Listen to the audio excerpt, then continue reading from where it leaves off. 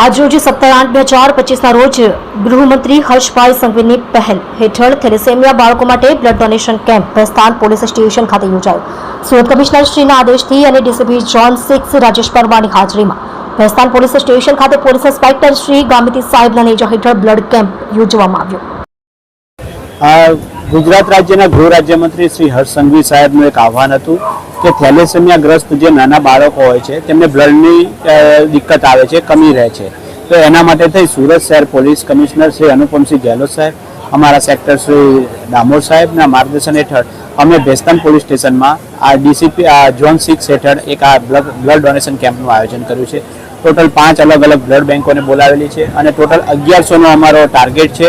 અત્યાર સુધીમાં 230 જેટલી બોટલો એકત્ર થઈ ચૂકેલી છે। આ ઉપરાંત અત્યાર સુધી ઝોન 6 જે અમારો વિસ્તાર લાગે છે એમાં અત્યાર સુધી અમે 1550 જેટલી રક્તદાન બ્લડ યુનિટ્સ કલેક્શન કરી દીધેલું છે। આવતીકાલે એએમએનએસ કંપનીમાં ફરીથી 1100 બોટલનો મહારક્તદાન કેમ્પ રાખ્યો છે। ટોટલ ઝોન 6 વિસ્તારમાં અમે 4500 યુનિટ બોટલ એકત્ર કરવાનો લક્ષ્યાંક હાંસલ કરવા કટિબદ્ધ છીએ।